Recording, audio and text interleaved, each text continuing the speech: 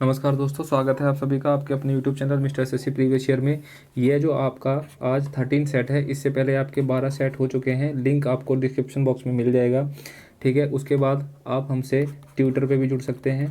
ठीक है, आंदोलन के लिए आपको पता ही है, आंदोलन बहुत ज़रूरी है। ठीक है, आप इंस्टा पे भी जुड़ सकते हो, टेलीग्राम पे भी जुड़ सकते हो। ठीक है, और आप व्हाट्सएप ग्रुप पे भी जुड़ सकते हो। ठीक है, इन सब का जो आपको लिंक है वो आपको मिल जाएगा डिस्क्रिप्शन बॉक्स में। ठीक है, इससे पहले 12 सेट हो रखे हैं, तो आप ज़रूर उसको ट्राई करें, करने की कोशिश करें और उससे सीखें। ठीक है, ये हमने सीरीज चलाई है। ठीक है, और ये भी जो बेसिकली जो पेपर है ना, ये 2019 का पेपर है और एसएससी जीडी का पेपर है प्रॉपर। ठीक है, और ज़रूर इस चैनल को सब्सक्राइब कर लेना, जुड़ जाना है इससे। ठीक है, कमेंट बॉक्स में बताना ज़रूर कि आपको ऐसा कौन सा क्वेश्चन है जो आपको समझ में नहीं आया, या फिर आपको कुछ और भी चीज़ें चाहिए। ठीक है, उसके बारे में भी आप कमेंट बॉक्स में बता सकते हो। ठीक है, तो चलो चलते हैं, पहला क्वेश्चन की तरफ चलते हैं आज के। देखो, रवि, मनीष और नवीन अकेले एक कार्य को 30, 15 और 10 दिन में कर सकते हैं। ठीक है, पहले इतना देख लेते हैं। यानी कि रवि ये 30 दिन लेता है काम को करने में, और ये है मनीष, ये इस काम को 15 दिन लेता है करने में, और नवीन नवीन उसी कार्य को 10 दिन में कर सकता है। ठीक है, इनका जो मैं अगर एलसीएम लेता हूँ तो कितना आ जाएगा 30, यानी कि 30 से कम 30, 15 दूनी 30 और 10 तिया 30।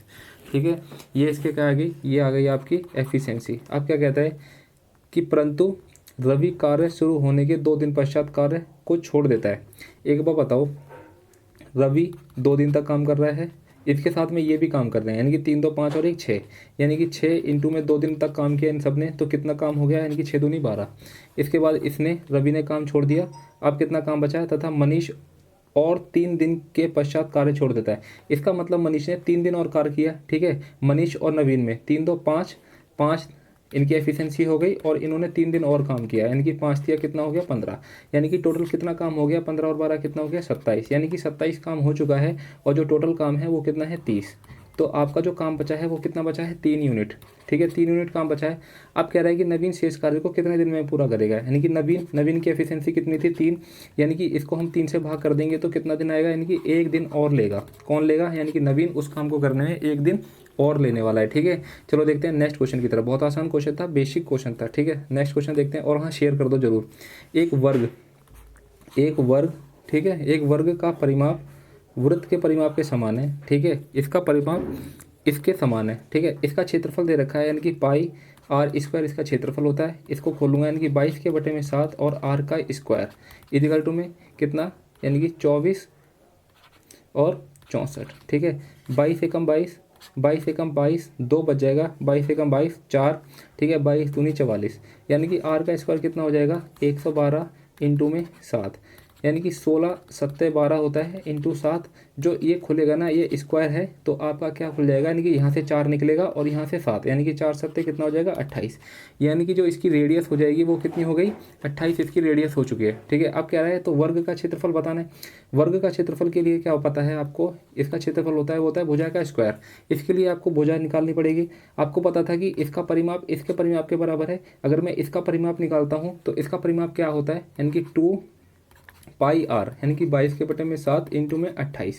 ठीक है, 7 एकम 7, 7 चौक 28 होता है। ठीक है, 4 दूनी 8, 8 दूनी 16 की 1, 8 दूनी 16 और 1 17, क्या हो गया, यानी कि 176 इसका क्या आ गया, 176 इसका परिमाप हो गया, जो कि इस किसका, इसका वर्ग का भी, यानी कि स्क्वायर का भी 176 परिमाप हो जाएगा। तो इसका जो परिमाप होता है वो कितना होता है 4a। ठीक है, 4a इजिकल टू में 176, तो a कितना आ जाएगा 4 चौक 16, 4 चौक 16, यानी कि a का a इक्वल टू कितना हो जाएगा 44। अगर मेरे को इसका एरिया निकालना है तो क्या हो जाएगा भुजा का स्क्वायर, यानी कि 44 इंटू में 44 कितना होता है 1936। ठीक है, आंसर कितना हो जाएगा आपका, यानी कि ऑप्शन डी हो जाएगा 1936 आपका आंसर आ जाएगा। ठीक है, चलो देखते हैं नेक्स्ट क्वेश्चन। 6 संख्याओं यानी कि n1 n2 n3 n4 n5 और n6 का औसत a है। ठीक है, इस बेस पे सेम क्वेश्चन आपका कल जो सेट कराया था मैंने 12वां सेट, उसके अंदर भी क्वेश्चन था, उसके अंदर क्या कर रहा था, ये 100 घटा रहा था। तो प्रत्येक संख्या में से 5 घटाया जाता है। आपको एक बात बताओ, अगर इनमें से 5 घटाया गया, इसमें से भी 5 और इसमें से भी 5, इसमें से 5, इसमें से 5 और इसमें से 5, अगर सब में से 5 घटाया गया है तो आपका जो औसत हो जाएगा वो कितना हो जाएगा, यानी कि a-5, यानी कि इसमें से भी 5 घटा दिया जाएगा, यानी कि आंसर जो हो जाएगा आपका वो हो जाएगा बी, यानी कि a-5 आपका आंसर हो जाएगा। नेक्स्ट क्वेश्चन देखते हैं। दो संख्याओं का लघुत्तम समापवर्तक और यानी कि एलसीएम जो आपका दे रखा है वो 60 दे रखा है, और महत्तम समापवर्तक आपका दे रखा है यानी कि एचसीएफ दे रखा है आपका 4। ठीक है, उनका योग यानी कि 4x प्लस में 4y इजिकल टू कितना दे रखा है 32। 4 में कॉमन ले लूँगा, x plus y is equal to कितना हो जाएगा 8, यानी कि 4 4 इसके नीचे 4 आ जाएगा, 4 8 32, यानी कि एक्स वाई कितना आ जाएगा 8।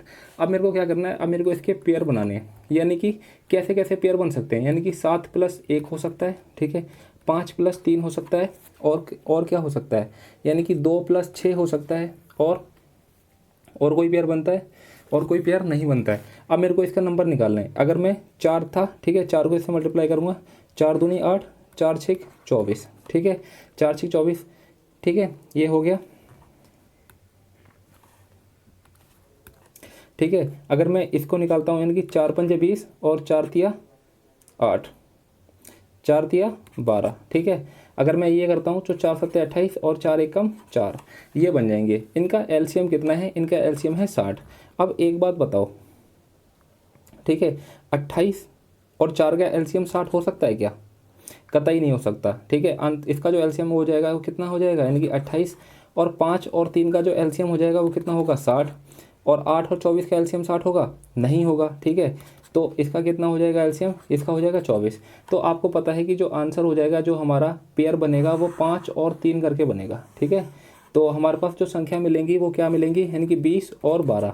अगर मैं इन दोनों का डिफरेंस निकालूंगा तो कितना आ जाएगा 8, और आपसे यही पूछा है कि दो संख्याओं का अंतर क्या होगा, अंतर क्या हो जाएगा, यानी कि 8, यानी कि ऑप्शन बी आपका करेक्ट आंसर हो जाएगा, ठीक है।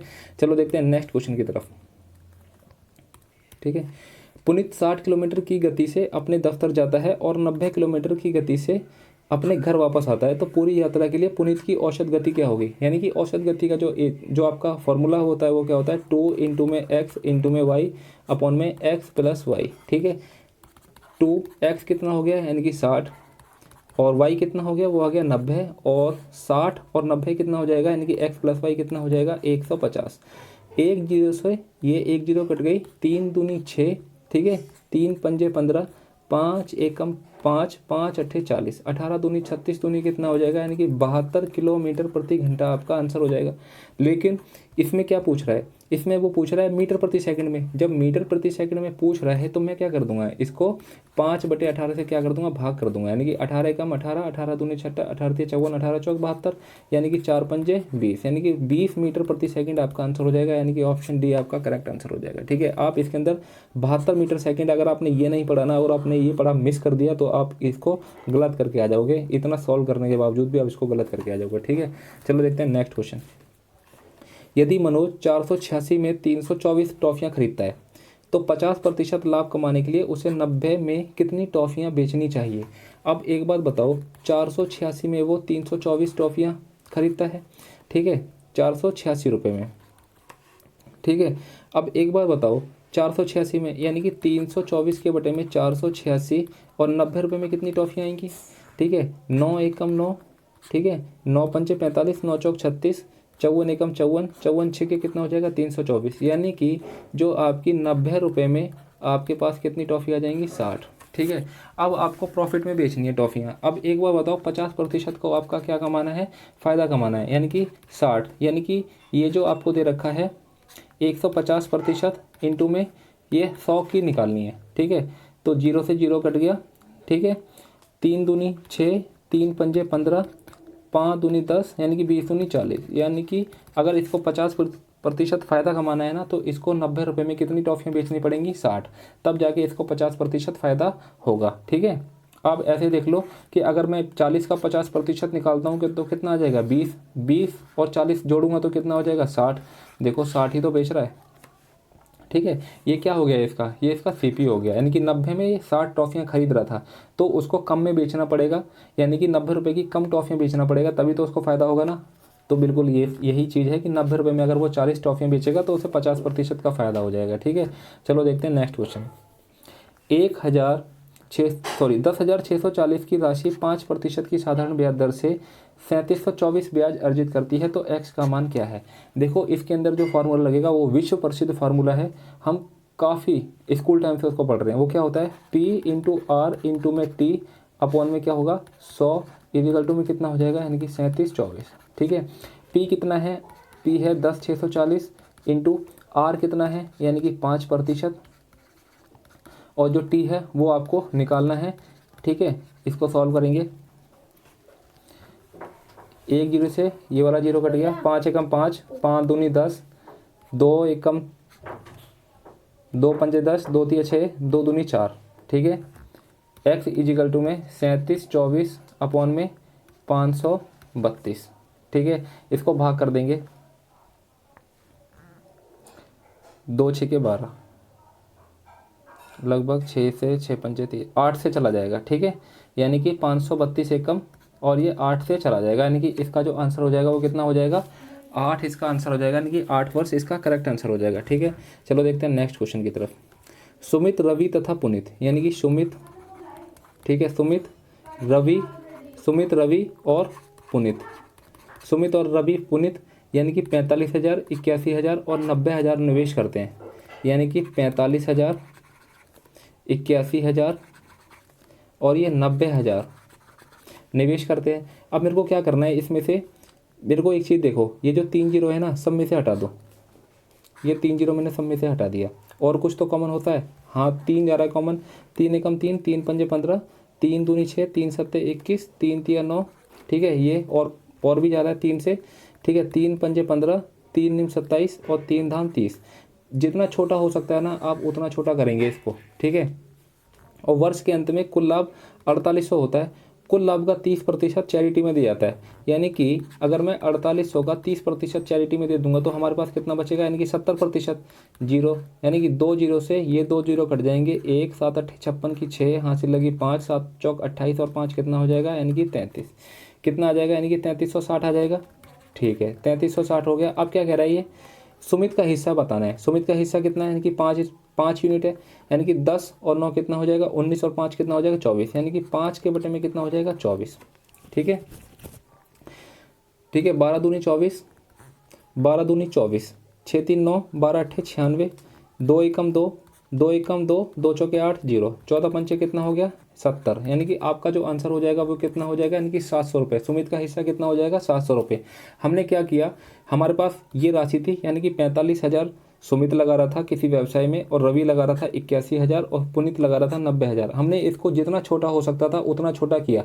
अगर सोचो, अगर हम इसको रेशो नहीं निकालेंगे तो फिर वो आंसर ही नहीं आने का। और हाँ, इसके लिए हमको 12 से मल्टीप्लाई करना था, क्योंकि ये पूरे साल भर का था, तो 12 से मल्टीप्लाई करना था। 12 से मल्टीप्लाई हमने क्यों नहीं किया, क्योंकि ये 12 से 12 सब में कट जाता। ठीक है, उस चीज़ को हमने इग्नोर कर दिया, एक स्टेप तो हमने ये छोड़ दिया, और हमने क्या कर दिया, इसको बिल्कुल हमने जब तक ये कटता गया ना, जब तक हम इसको काटते गए। ठीक है, और फिर बाद में हमने इसको, और सबसे फिर बाद में क्या किया, फिर हमने बाद में इसको 5, 9 और 10 के अनुपात में बांट दिया। सुमित का हिस्सा पूछा था तो कि फिर हमने क्या किया, सुमित का हिस्सा हमने निकाल दिया, और हमने इसके अंदर कुछ नहीं किया। वो कब निकाला, जब हमने जो चैरिटी थी 30% वो हमने हटा दी थी। 70% आपका बचा था, तो 4800 का 70% हमने निकाला, यानी कि 3360 आ गया। उसको हमने सुमित, रवि और पुनीत में बांट दिया था। ठीक है, चलो देखते हैं नेक्स्ट क्वेश्चन। एक राशि चक्रवर्ती ब्याज पर 4 वर्षों में 6 गुना हो जाता है, यानी कि P थी, 4 वर्षों के अंदर ये 6P हो गया। ठीक है, कितने वर्षों में राशि 216 गुना हो जाएगी। ठीक है, और 4 वर्षों में कितनी हो जाएगी, यानी कि 636, सॉरी 6 का स्क्वायर कितना हो जाएगा 36, और एक और 4 वर्षों में कितना हो जाएगा, यानी कि 216, यानी कि टोटल कितना समय लग गया, 4 4 4, कितना समय लग गया आपका, 12 वर्ष लग गया पूरा। ठीक है, 12 वर्ष आपका पूरा समय लग गया इसको 216 गुना हो जाने में। ठीक है, नेक्स्ट क्वेश्चन देखते हैं। सभी विषयों में 50% और उससे अधिक अंक प्राप्त करने वाले छात्रों की संख्या बतानी है। ठीक है, सभी वर्षों में। अब सबसे पहले मैं क्या करता हूँ, इनको जो कुल अंक थे वो जोड़ लेता हूँ। ठीक है, 100, 120, 180, 180, 300, एक बार जोड़ता हूँ, 100, 200, 280, 400, 500, यानी कि टोटल अंक कितने हो गए 500 हो गए। ये कितने अंक ले रहा है, यानी कि 9 5 14, 14 6 20, कितना हो जाएगा 270। देखो 50% कितना होता है 250, और ये 50% से ज़्यादा है, तो यानी कि एक तो हरीश यानी कि जिसके 50% से ऊपर नंबर है, और रमन, रमन के देख लेते हैं। 8 3 11, 11 6 कितना होता है 11 6 17, 17 6 23, यानी कि इसका कितना स्कोर हो गया यानी कि 235, और 50% लाने के लिए हमको 250 चाहिए थे, यानी कि रमन 50% नहीं ले रहा। ठीक है, 7 6 13, 13 और 8 21, 21 और 8 कितना होगा 29, यानी कि 292, यानी कि ये 60% ले रहा है, यानी कि राजेश भी 50% से ज़्यादा नंबर ले रहा है। ठीक है, मनोज के नहीं होंगे। ठीक है, 7 2 7 2 9, 9 7 16, 16 3 19, यानी कि 190, 200 और 202, यानी कि इसके 202, यानी कि मनोज भी नहीं होगा। 4 3 7 3 10 14, 14 140, 150, 156 और 161, यानी कि ये कितने ले रहा है, यानी कि 161। तो टोटल कितने लोग हैं जो 50% से ज़्यादा नंबर ले रहे हैं, वो कितने हैं, एक तो हरीश और एक राजेश, यानी कि आपका जो आंसर हो जाएगा वो 2 हो जाएगा। ठीक है, बहुत आसान क्वेश्चन था, बेसिक क्वेश्चन था। ठीक है, नेक्स्ट क्वेश्चन देखो। पीयूष 8 किलोमीटर की गति से दौड़ रहा है। ठीक है, 8 किलोमीटर प्रति घंटे की गति से दौड़ रहा है। वह प्रत्येक तीसरे किलोमीटर के अंत में आराम करने के लिए 5 मिनट रुकता है, यानी कि जैसे ही वो 3 किलोमीटर चल लेता है ना, उसके लिए फिर वो थक जाता है और वो 5 मिनट क्या करता है, आराम करता है। ठीक है, तो बताना है 56 किलोमीटर की दूरी तय करने के लिए पीयूष को कितना समय लगेगा। एक बात बताओ, यानी कि 56, अगर ये कहीं नहीं रुके तो कितना टाइम लेगा, 8 7 56, यानी कि 7 घंटे लेगा, अगर ये कहीं नहीं रुकता तब।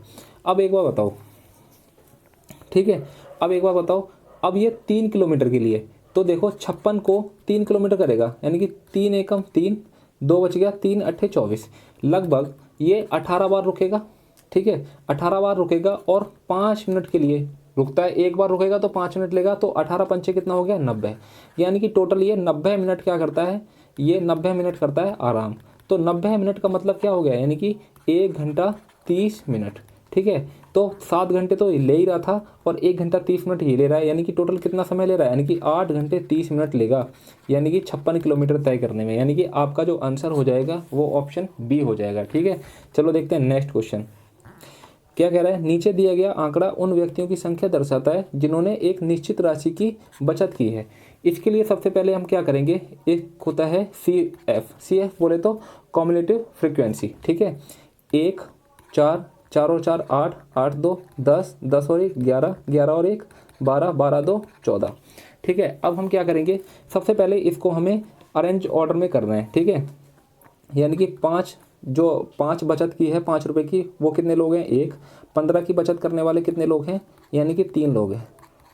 ठीक है, 3 लोग हैं। और 20 की बचत करने वाले कितने हैं, 4 लोग। 20 की बचत करने वाले कितने हैं, 4 लोग। और 25 की बचत करने वाले कितने हैं, 25 की बचत करने वाले हैं 2 लोग। और 30 की बचत करने वाले हैं 1 लोग। और 35 की बचत करने वाले भी 1 लोग हैं। और 40 की बचत करने वाले 2 लोग हैं। ठीक है, ये हमने कर लिया।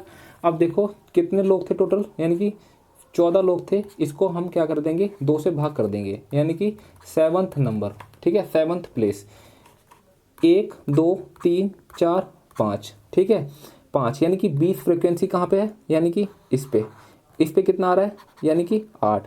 यानी कि इस नंबर पे जो आपका जो होगा ना, यानी कि जो आपका जो माध्यक होगा वो कितना हो जाएगा 20, यानी कि आपका जो आंसर कितना हो जाएगा वो 20 हो जाएगा। ठीक है, ये आपका एकदम करेक्ट आंसर है, यानी कि ऑप्शन आपका 20 एकदम सही हो जाएगा। ठीक है, चलो देखते हैं नेक्स्ट क्वेश्चन।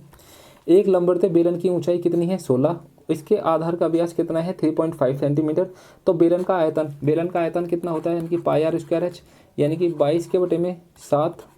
आर कितना है, 3.5 के बटे में 2, 3.5 के बटे में 2 इंटू में एच कितनी है, वो है 16। ठीक है, अब देखो इन 2 पॉइंट को हटा के यहाँ पे क्या कर देता हूँ, 100 कर देता हूँ। ठीक है, 7 एकम 7 पंचे 35, 2 एकम 2 दूनी 4, चौक 16। ठीक है, अब देखो 4 पंजे 20, 20 इंटू में 22 इंटू में 35 के बटे में 100। ठीक है, अब हम क्या करेंगे, 1 0 से 1 0 कट गई, 2 एकम 2, 2 पंजे 10, 5 एकम 5, 5 सत्ते 35, 22 सत्ते कितना हो जाएगा, 7 दूनी 14, कि 1 7 दूनी 14 और 1 15, यानी कि कितना आ गया आपका 154 सेंटीमीटर की क्यूब, यानी कि ऑप्शन डी आपका एकदम करेक्ट आंसर हो जाएगा। ठीक है, चलो देखते हैं नेक्स्ट क्वेश्चन। बॉड मास का क्वेश्चन है, इसको हमेशा लास्ट में करना, लेकिन यहाँ आप देख लो, यानी कि 2 6 के 12 और 1 13 के बटे में 2 प्लस 8 80 के बटे में 40 माइनस 30 के बटे में 7, ठीक है, 3 पंजे 15, 3 पंजे 15 में से 1 जाएगा, यानी कि 14 के बटे में 3, 14 के बटे में 3, 7 एकम 7 दूनी 14, 3 एकम 3 धाम 30, 40 एकम 40 दूनी 80, 13 बटे 2 प्लस 2 माइनस 10 दूनी 20, ठीक है, 13 बटे 2 माइनस का 18, 18 दूनी कितना होता है 36 के बटे में 2, 36 में से 13 गया, यानी कि 6 में से 3 गया 3, और 3 में से 1 गया 2, यानी कि 23 के बटे में 2, यानी कि बड़े के आगे क्या है माइनस का, यानी कि जो आंसर आ जाएगा वो आ जाएगा -23 के बटे में 2, यानी कि ऑप्शन आपका सी एकदम करेक्ट हो जाएगा। ठीक है, चलो देखते हैं नेक्स्ट क्वेश्चन। एक्स और वाई, यानी कि एक्स और वाई का रेशो दिया हुआ है, वो कितना है 6:5, और जेड और वाई, यानी कि जेड और वाई, वाई क्या रेशो क्या है, यानी कि 25:9। अब क्या पूछ रहा है कि एक्स और जेड का रेशो बताना है। अब एक बार बताओ, वाई कितना है यहाँ पे 5 और यहाँ कितना है 25, तो मेरे को क्या दोनों सेम ही होंगे ना, तो मैं इसको सेम कर देता हूँ, इसको 5 से मल्टीप्लाई कर देता हूँ, तो एक्स वाई जेड, यानी कि एक्स जब वाई को 5 से मल्टीप्लाई करूँगा तो इसका मतलब इसको भी 5 से मल्टीप्लाई करूँगा, क्योंकि हमको रेशो भी तो बैलेंस करना है, यानी कि 6 पंचे 30, 5 25 और 9, यानी कि हमको क्या पूछ रहा है एक्स और जेड का रेशो पूछ रहा है, यानी कितना आ जाएगा ये आ जाएगा, यानी कि 30:9, ठीक है, 3 3 9 और 3 धाम 10, 3 धाम 30, यानी कि रेशो क्या हो जाएगा आपका 10:3, यानी कि ऑप्शन आपका ए एकदम करेक्ट हो जाएगा। ठीक है, चलो देखते हैं नेक्स्ट क्वेश्चन। यदि वर्ष Y5 के लिए आयात कितना है 76,000 करोड़ है, तो वर्ष Y5 के लिए निर्यात क्या होगा, यानी कि ये दे रखा है आयात अपॉन में निर्यात, ठीक है, और हमको दे रखा है Y5 कहाँ है ये, यानी कि 95 के बटे में 100, ठीक है, इस पॉइंट को हटा के नीचे 100 आ गया। अब क्या कह रहा है कि आयात कितना है, आयात है ये 95, यानी कि 95 यूनिट की वैल्यू कितनी दे रखी है 76,000 करोड़, ठीक है, तो 100 यूनिट की वैल्यू निकालनी है, निर्यात पूछ रहा है, यानी कि 76 के अपॉन में 95 इंटू में कितना आ जाएगा 100, यानी कि 19 पंचे 95, 19 चौक 76, ठीक है, 5 एकम 5, 5 अट्ठे 40, 800 इंटू में 100 कितना हो जाएगा 80,000 आपका आंसर हो जाएगा, यानी कि ऑप्शन बी आपका एकदम करेक्ट आंसर हो जाएगा। ठीक है, चलो देखते हैं नेक्स्ट क्वेश्चन। एक दुकानदार 20% छूट के पश्चात 36% का लाभ कमाता है, अंकित मूल्य और क्रय मूल्य से कितने प्रतिशत अधिक है। इसके लिए एक फार्मूला होता है, यानी कि सीपी और एमपी, यानी कि सीपी कैसे निकलता है 100 माइनस में क्या होगा 100 माइनस में होगा डिस्काउंट, और एमपी क्या होगा 100 प्लस में क्या होगा प्रॉफिट। ठीक है, तो 100 माइनस डिस्काउंट 20% की छूट दे रहा है, तो सीपी कितना हो जाएगा 80, और 36% का लाभ कमा रहा है, तो एमपी कितना हो जाएगा 136। ठीक है, तो अंकित मूल्य क्रय मूल्य से कितने प्रतिशत अधिक है, कितना अधिक है, यानी कि 80 घटा दो इसमें से 6, 13 में से 8 गया 5, यानी कि 56 अधिक है किससे क्रय मूल्य से 80 इंटू में 100, 1 0 से 1 0 कट गया, 8 एकम 8, 8 7 56, कितना हो जाएगा 70%, यानी कि ऑप्शन आपका डी है एकदम करेक्ट हो जाएगा। ठीक है, चलो देखते हैं नेक्स्ट क्वेश्चन। बॉड मास का क्वेश्चन है, 4 डिवाइड बाई 2 प्लस में 2 माइनस का 1/2 इंटू में 1 के बटे में 4, 8 माइनस 3 इंटू में 4 प्लस का 6, ठीक है, 4 के बटे में 2 प्लस में 2 माइनस का 1 के बटे में कितना हो जाएगा 8, ठीक है, 8 माइनस 3 चौक 12 प्लस में 6, ठीक, इसका एलसीएम ले लूँगा, 2 और 8 का एलसीएम कितना हो जाएगा 8 हो जाएगा। ठीक है, 2 और 8 का एलसीएम 8, यानी कि 4 2 के पहाड़े में 8 आता है, 4 पे आता है, 4 चौक 16 माइनस 8 दूनी 16 माइनस का 1, ठीक है, ये कट गया, ठीक है। तो यहाँ पे कितना आ गया, -1 के बटे में 4 चौक 16, अरे यार ये गलत हो गया, 4 चौक 16 आएगा यहाँ पे, 4 चौक 16, 8 दूनी 16 और ये प्लस का था, 16 16 दूनी 32 में से 1 गया यानी कि 31 आ जाएगा, ठीक है। 31 के बटे में 8, 31 के बटे में 8। अब इसको 8 और 6 कितना हो जाएगा, 14 में से कितना जाएगा 12, कितना आ जाएगा 2, यानी कि जो आंसर आ जाएगा वो आ जाएगा 31 के बटे में 16। देखो कौन सा आंसर है, यानी कि ऑप्शन आपका बी एकदम करेक्ट हो जाएगा, ठीक है। 31 के बटे में 16, इसको देखो कैसे सॉल्व करेंगे। 31 के बटे में 8, ठीक है, 2 इसके नीचे 1 मान लो, ये 1 ऊपर आ जाएगा और 2 नीचे आ जाएगा, 31 से कम 31 और 8 दूनी 16, ठीक है, ऐसे आ जाएगा ये, यानी कि बी आपका आंसर हो जाएगा जो कि एकदम करेक्ट होगा, ठीक है। नेक्स्ट क्वेश्चन देखो, 35, 39, 41, 46, 27 तथा x का औसत 38 है, इन सबको जोड़ दो, ठीक है। यानी कि 35 प्लस में 39 प्लस में 41 प्लस में 46 प्लस में 27 प्लस में x, इन सबको जोड़ दिया, कितने नंबर हैं, 1 2 3 यानी कि 6 नंबर हैं, जो इनका औसत है वो कितना है 38, ठीक है। इन सबको जोड़ो, यानी कि 3 6 4 10, 14 2 16, यानी कितना हो गया 160, 5 14 15 21 7 28, कितना आ गया 8 8, 188 के बटे में 6, 188 के बटे में प्लस में x, 6 था, 6 इस इधर चला जाएगा, ठीक है, कितना हो जाएगा 6 टे 48 की 4, 6 ते 18, 4 कितना हो जाएगा 22, ठीक है। x इजिकल टू ये 188 इसमें से माइनस हो जाएगा, ठीक है, 8 में से 8 गया 0, 12 में से 8 गया 4, आंसर कितना हो जाएगा आपका 40 एकदम करेक्ट आंसर हो जाएगा, यानी कि बी आपका आंसर हो जाएगा, ठीक है। चलो देखते हैं नेक्स्ट क्वेश्चन, यदि एक वस्तु का क्रय मूल्य उस वस्तु के विक्रय मूल्य से 30% कम है, यानी कि क्रय मूल्य यानी कि CP, विक्रय मूल्य यानी कि SP, विक्रय मूल्य से 30% कम है, यानी कि विक्रय मूल्य अगर मैं 100 मानता हूं तो इससे 30% कम, यानी कि ये CP कितना हो जाएगा 70। तो लाभ प्रतिशत बताना है, लाभ कब होगा, यानी कि कितने का लाभ हो जाएगा, 70 से कोई चीज़ 100 में बेच रहा है तो यानी कि 30 का लाभ हो गया 70 पे इंटू में 100, 1 0 से 1 0 कट गई, यानी कि 300 के बटे में कितना हो जाएगा 7, यानी कि 7 चौक 28, 2 बच गया, 7 दूनी 14, यानी कि 42 पॉइंट समथिंग, यानी कि ऑप्शन सी इसका एकदम करेक्ट आंसर हो जाएगा। देखो जब 42 आ गया तो और कुछ देखने की जरूरत ही नहीं है आगे, ये नहीं कि आप पूरा क्वेश्चन सॉल्व करने के लिए लगे हुए, ठीक है। वहाँ पे ऑप्शन इसलिए दिए जाते हैं ताकि आपको पूरा क्वेश्चन सॉल्व करने की जरूरत ना हो, ठीक है। तो आपका जो ऑप्शन हो जाएगा वो सी एकदम करेक्ट हो जाएगा। नेक्स्ट क्वेश्चन देखो, मिठाई S3 का कुल वजन 450 kg है, S3 कहाँ है ये, यानी कि जो इसका वजन है वो पूरा 450 kg है। अब क्या कह रहा है, मिठाई S3 में प्रयुक्त चीनी की मात्रा, चीनी की मात्रा कितनी है, ये कितना है 16%, इसका 16% निकाल लेंगे, ठीक है। 1 0 से 1 0 कट गया, 2 8 16, 2 पंजे 10, 5 एकम 5, 5 ने में 45, कितना है 9 8 72, यानी कि 72 kg इसके अंदर क्या है चीनी है, यानी कि ऑप्शन बी आपका करेक्ट हो जाएगा। या तो इसको बी कह लो या सी कह लो, जो भी कह लो, ये आपका ऑप्शन 72 आंसर आ जाएगा। तो ऑप्शन आपका ए बी और ये सी, यानी कि ऑप्शन सी आपका एकदम करेक्ट हो जाएगा, ठीक है। नेक्स्ट क्वेश्चन देखते हैं, ए बी से 25% कम है, ए बी से, अगर बी 100 है तो ये कितना हो जाएगा 75। अगर मैं इसको रेशो लेता हूँ 25 या 75, 25 चौक 100, अब क्या रहा है देखो बी कितना है 4 है, 4 दूनी 8 हो जाएगा, ए कितना है 3 और ए कितना है, कितना आ जाएगा भाई, ए कितना है 3, 8 में से 3 गया कितना हो जाएगा 5 के बटे में 3, यानी कि जो आंसर हो जाएगा वो कितना आ जाएगा 5 के बटे में 3, यानी कि ऑप्शन ए आपका एकदम करेक्ट हो जाएगा, ठीक है। चलो देखते हैं नेक्स्ट क्वेश्चन, ए तथा बी 28,000 और 42,000 के निवेश के साथ एक कारोबार शुरू करते हैं, यानी कि ए और बी, ठीक है।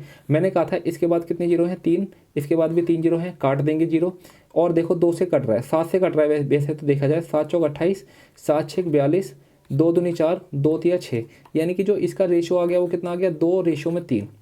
ए 8 महीने के लिए निवेश करता है, इसको मैं 8 से मल्टीप्लाई करूंगा, और बी 1 वर्ष के लिए, यानी कि इसको मैं 12 से मल्टीप्लाई करूंगा, और कटता है तो और काटेंगे, देखो 4 दूनी 8 और 4 तिया 12, अब नहीं कटता, तो इसका रेशियो कितना आ जाएगा 4 और इसका रेशियो कितना आ जाएगा 9, यहाँ तक हो गया।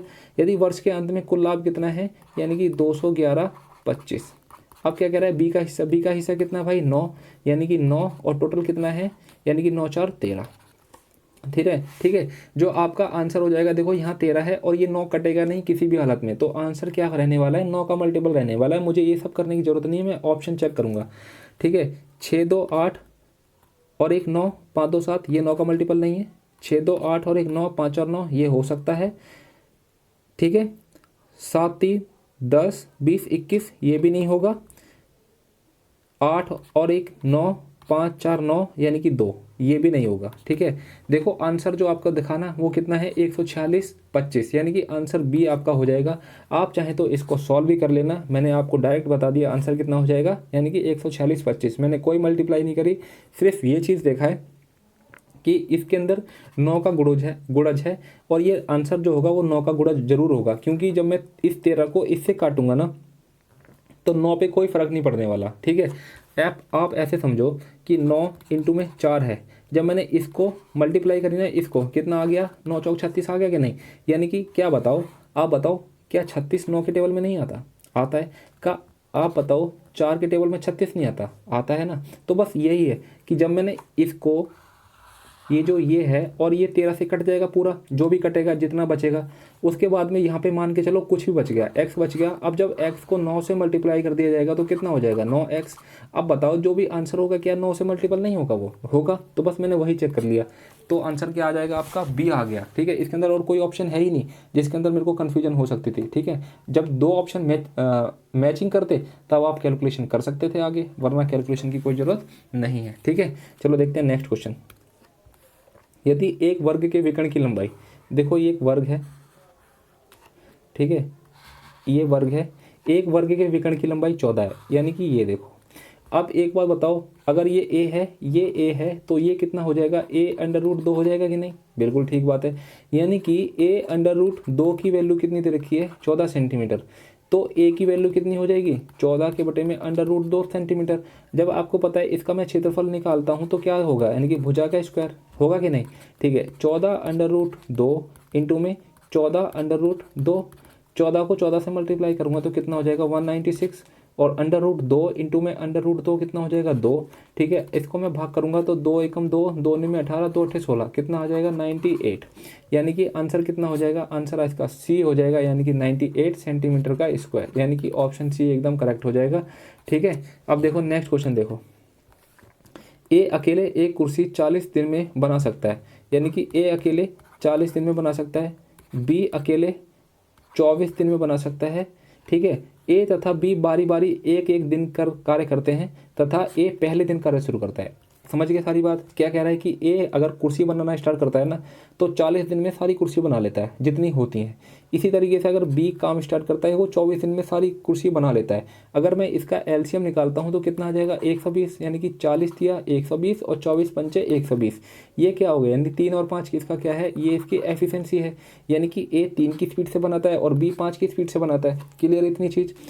और क्या कह रहा है कि पहले दिन ये अल्टरनेट डेज काम करता है, यानी कि अगर एक पहला दिन हो गया यानी कि फर्स्ट डे, ये सेकंड डे। ठीक है, पहले दिन अगर ये काम करेगा ए तो सेकंड डे बी काम करेगा। अगर मैं इन दोनों को कर दूं, यानी कि बी की एफिशिएंसी कितनी है 5। ठीक है, तो अगर मैं दोनों दिन को जोड़ दूं तो 5 दिन कितना 8 काम करता है।